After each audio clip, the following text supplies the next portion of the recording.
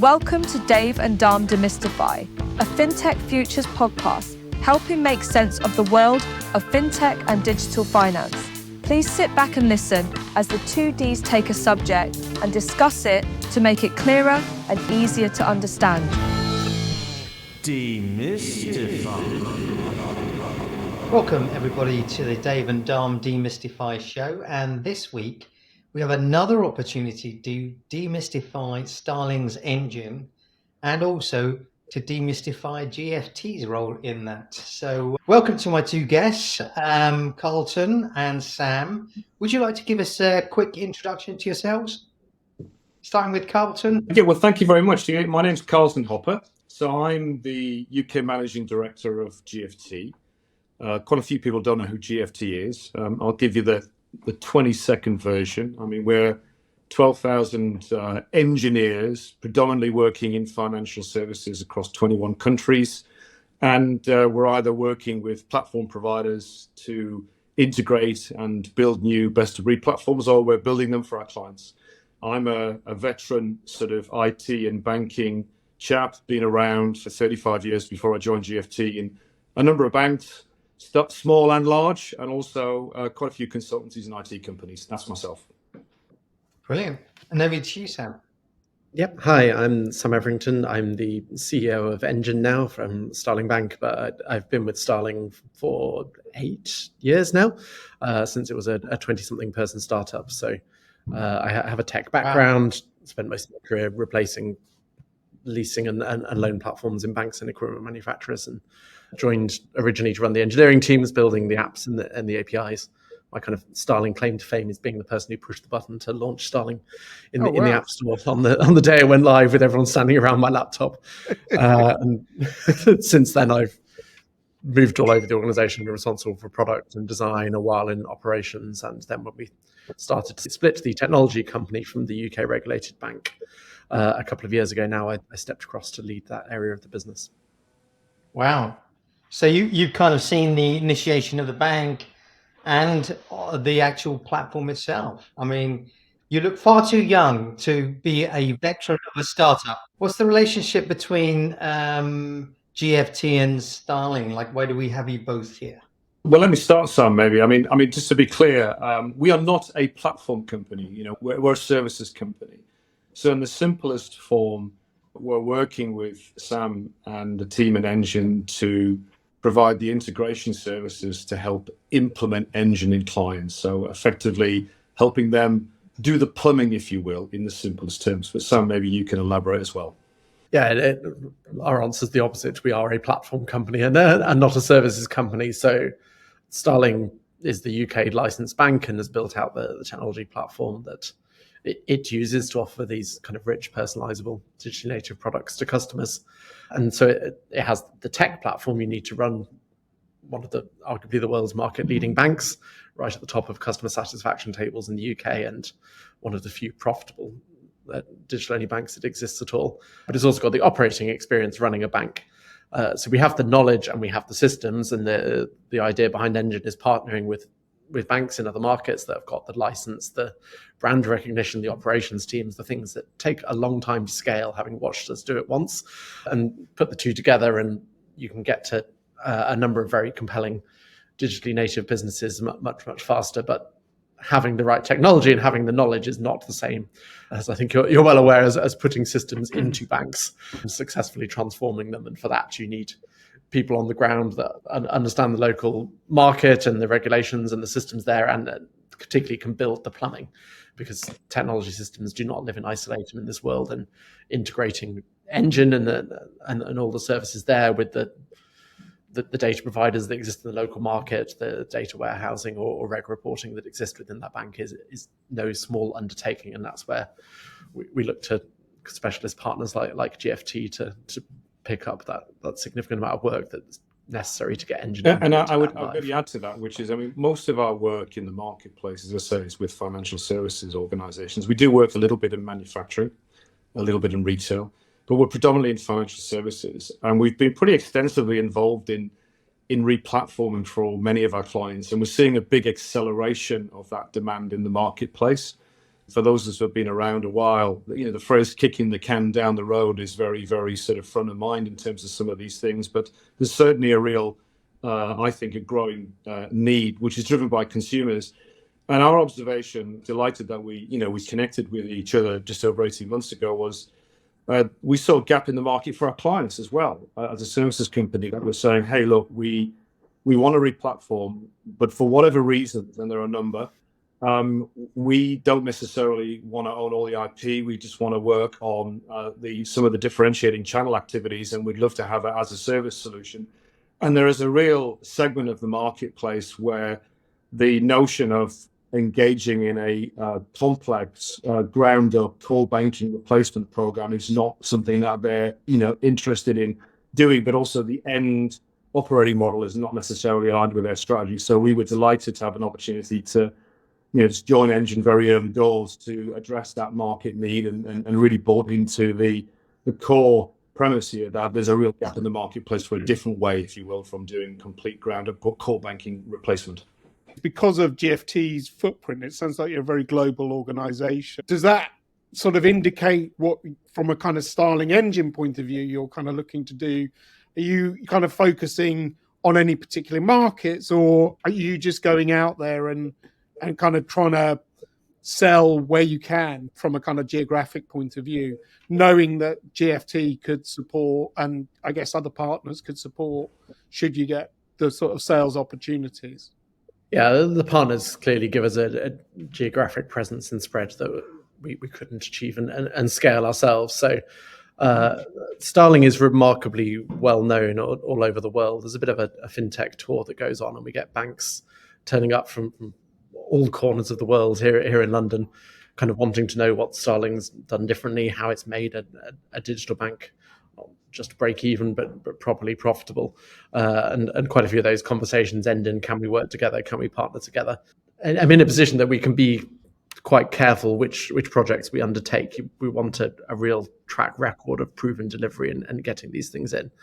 And so some markets are better aligned, some markets are probably a better fit for a kind of digital nature proposition like Starling, but it's increasingly broad. There's a lot of interest. Europe, obviously, the Middle East, Southeast Asia, we spent a good amount of time in. The question everyone always asks me about is the US and whether we'd go after the US banking market at some point. And in my previous role, actually, we took a British software product into the US. So you can do it, but it's like dealing with 50 different countries. It's probably not the place to start out. They have a very different regulatory approach to most of the West of the world. It's kind of rules-based rather than principle-based. So clearly, a global technology platform is of interest to us and where we want to be, but I've got the backing of a very big and profitable organization, so we can focus on being successful rather than running before we can walk, which is a unique privilege compared to most startups.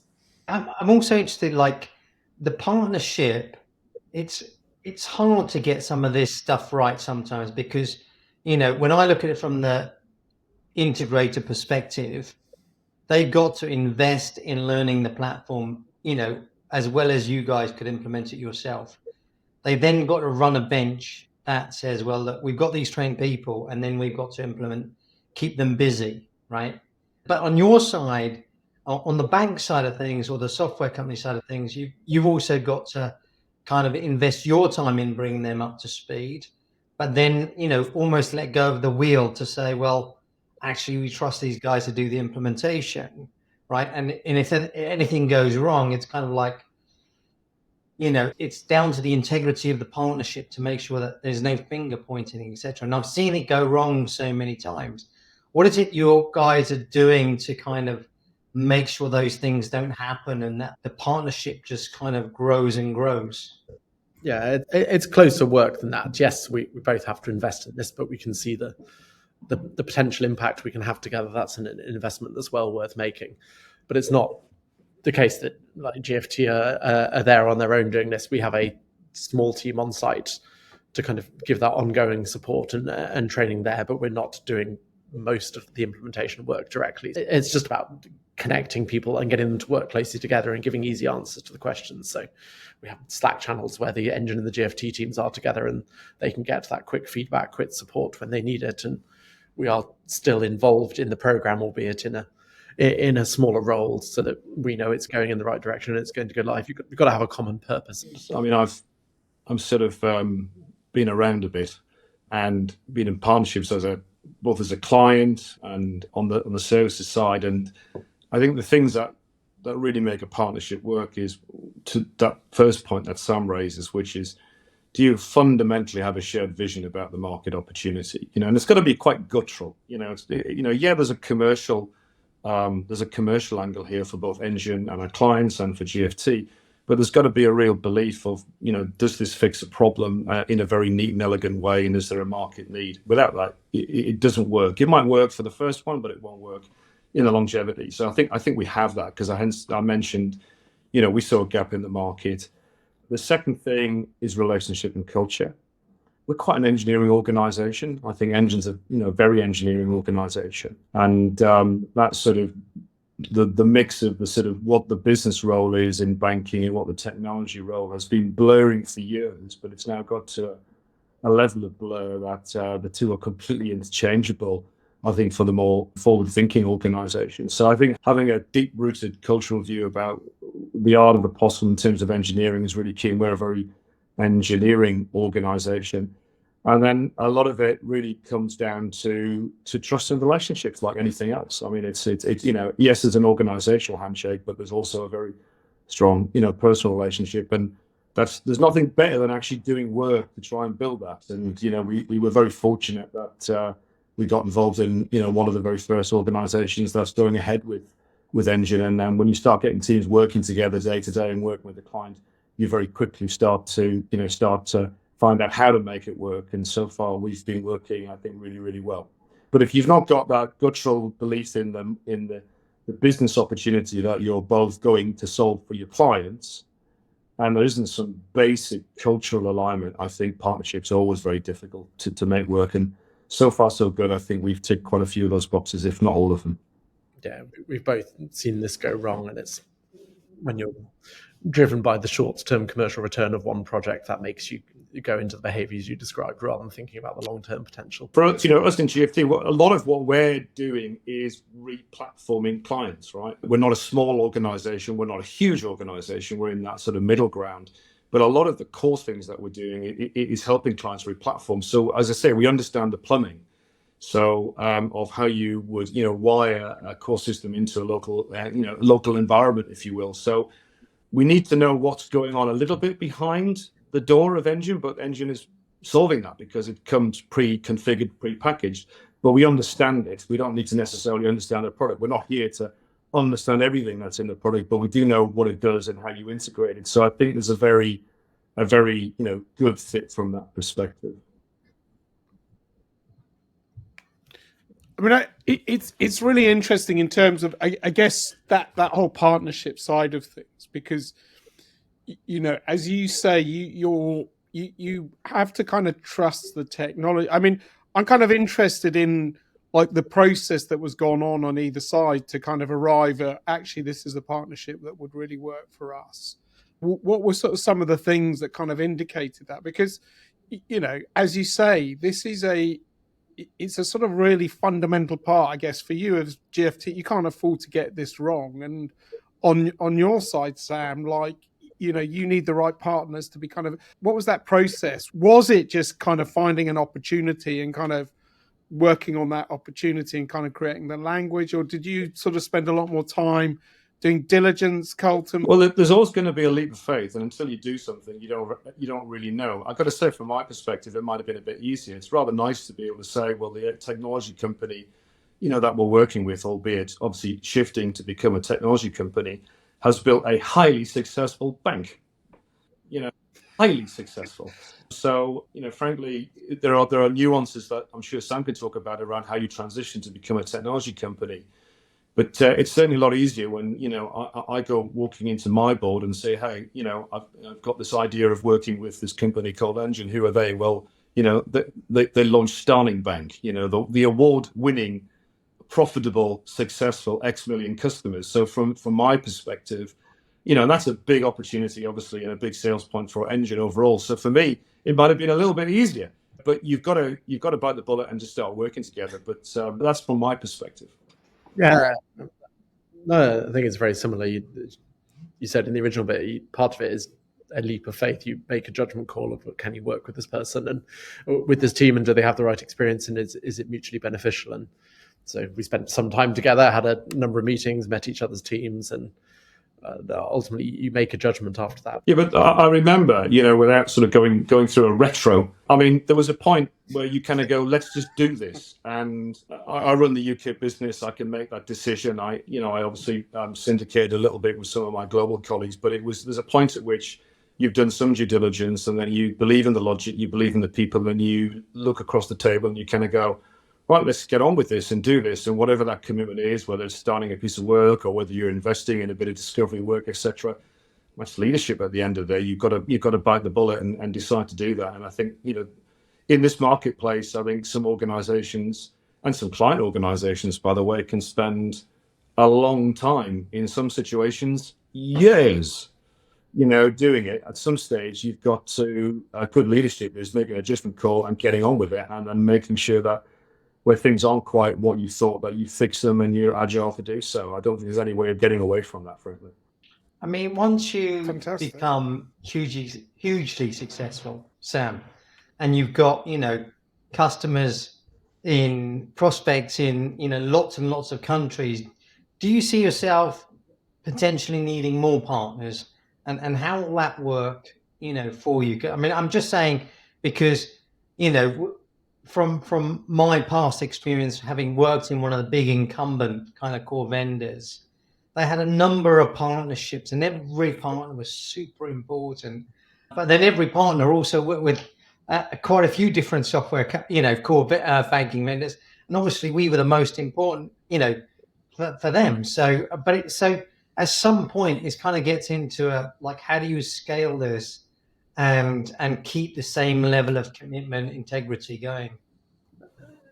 Yeah, I mean, your background, you know the world that we're all working in. It's around the opportunity and the impact you're going to have ultimately, and we're a results-driven organization. So as long as GFT work with people, we work with people. That is what we're going to do. But as long as we're delivering a number of successful opportunities together, that's a very, very valuable partnership. I was trying to help you out here, which is I fully expect you to work with other organizations, and our job is to make sure that there's more situations where it makes sense to the client and to Engine to work with us, but it's not going to be a panacea across the piece. And by the way, I also work with a lot of other IT companies and services companies, in my clients. It's very rare, particularly in the tier one banks, right? If we just talk about the tier one banks many of them have been grappling with the whole notion of core platform modernization. I see an acceleration and really trying to bite the bullet to do that right now.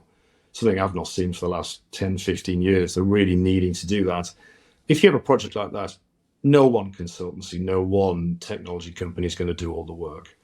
In a way, it's a bit easier for me because it's a lot easier for me as a mid-tier specialist to work with other advisory companies that might be looking at operating model, strategy, and business case, or even some of the big technology companies that are doing things like migration because they've got an incumbency within the client organization than it is perhaps for some of the very big IT companies. But my job is to do a good job for the clients, persuade Sam and the team that they can work with us a bit more than they work with others.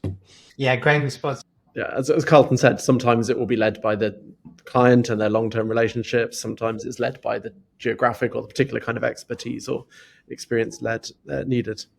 So I was kind of interested in that, the point you make about, this is the first time in 10, 15 years, you're sort of seeing companies looking to replatform. You talk about the market opportunity. I mean, I guess we can all see what's kind of going on, but I was kind of interested from both of your perspectives as to why now. Why are banks now having to really think this stuff through? Why are they thinking about doing things in a different way? And is that uniform around the world, or are there particular hotspots, I guess outside of the US, that you can kind of point to where things are really starting to happen? I think the level of pressure depends on market dynamics and competition to an extent. Everyone has been looking at it, but they've been looking at it for years and quite often just kicking the can down the road. But competitive pressures and investors are forcing a more serious conversation in quite a few markets now, where there is a successful fintech, a bit like Starling, doing something. And you can see it in the market results of the UK banks. They're all under pressure on their cost to income ratios. They're much higher than a bank like Starling. And a big part of that is the technology choices and the investment or non-investment they've made over an extended period. You can't get to Starling's level of return on equity and cost to income ratios without doing something radical. And now that it's been proven that not only the market will bear it, but actually customers are happier with it, I think you've got to take it seriously as an executive team and work out when you're going to bite the bullet and commission that replacement. For me, I think it's 4 C's. The first thing is consumers. I think consumer demand for products and services and ways to interact and experiences is only accelerating. And obviously COVID was a massive step change in that, really, but it's not really stopped. So I think the consumer demand to react and be agile in terms of your product offers, but also the way you interact is just getting very, very exponential. I think the second one is, by and large, people are getting comfy with cloud, and new technologies. By and large, we could argue about countries' maturities and different flavors, and we'd probably need more than an hour to talk about that. But by and large, there's a little bit more comfort in terms of, as a service and cloud technology. So therefore, thinking about what you're going to do with it. And then the third thing, I think, which for me is accelerating the consumer demand for my statement around 10, 15 years is, it's an upward spiral, isn't it? Which is competition. If you're a bank and you see another bank launching and being able to provide offers and services, the competitive pressure for you to react, I think, is becoming a little bit more aggressive than it was.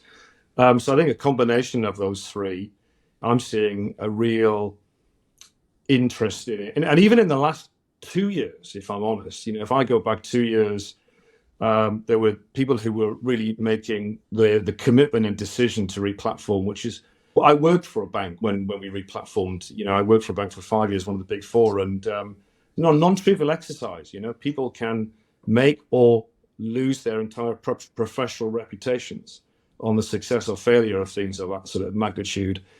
So certainly even a couple of years ago, there were those that had a very strong view that they needed to bite the bullet, those that were like, there's no urgent need.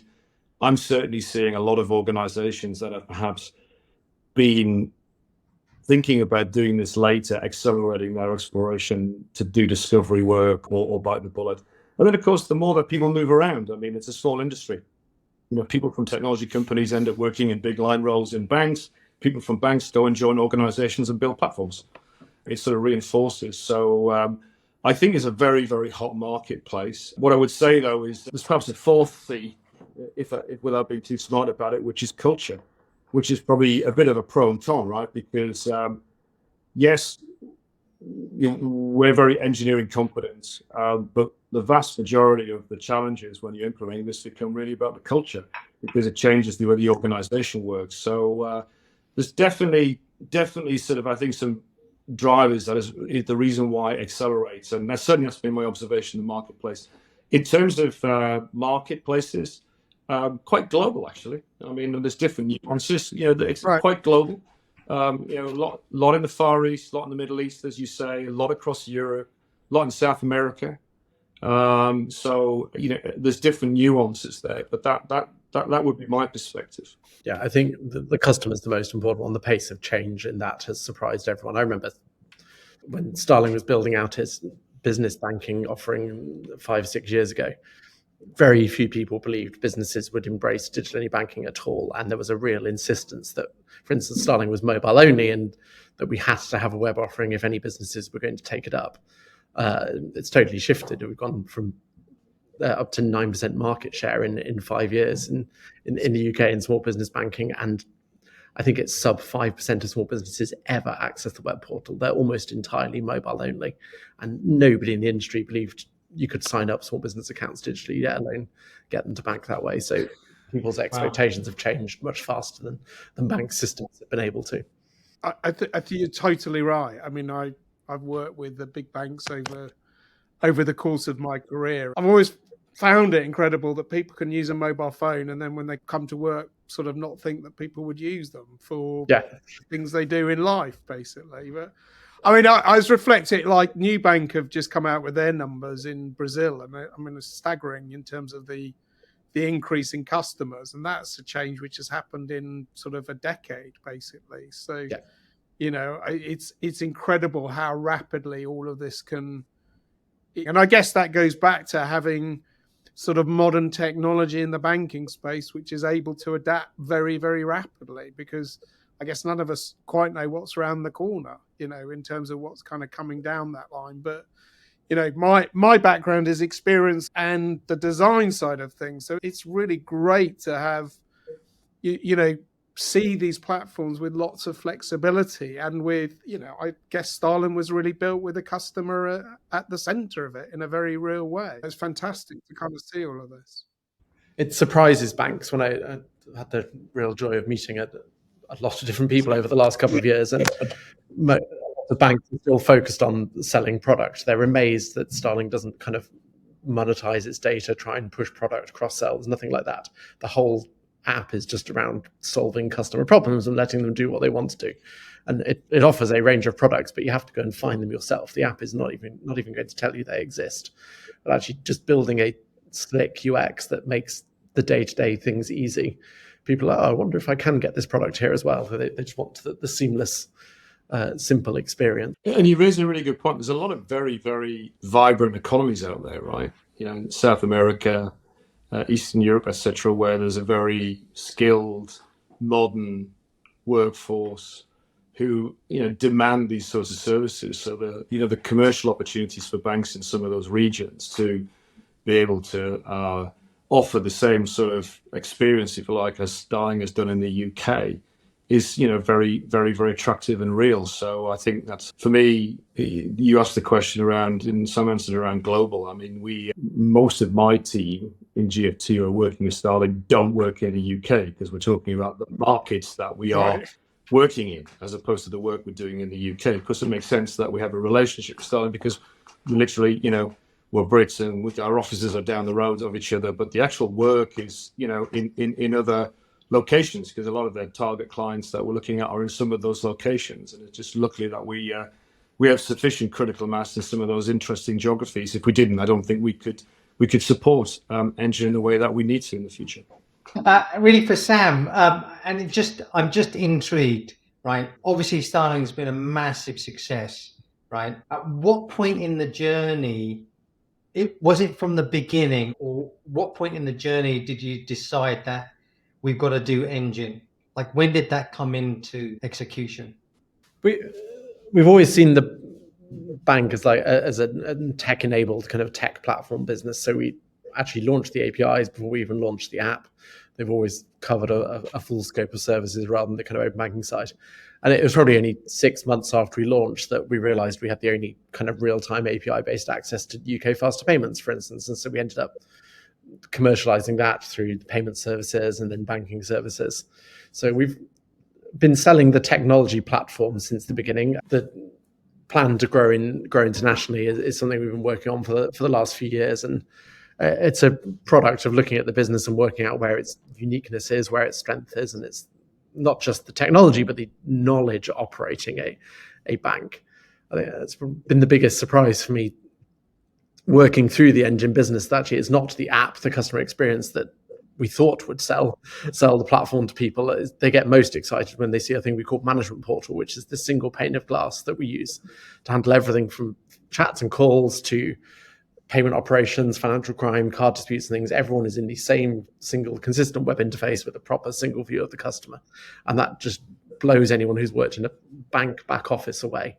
They've never seen anything like it. And so having that capability, but also having processes that were built to be digitally native, not taking something the bank's been done for 20 years, and I was a consultant before this, and digitalizing it, that incremental improvement, but a real step change rethink of what would we do if the customer's only on the phone and interaction is only digital. And Starling's got that knowledge in spades. We've been running a 3.5 million customer bank now for a while. And so you put the two together, that's the thing that we have that's unique.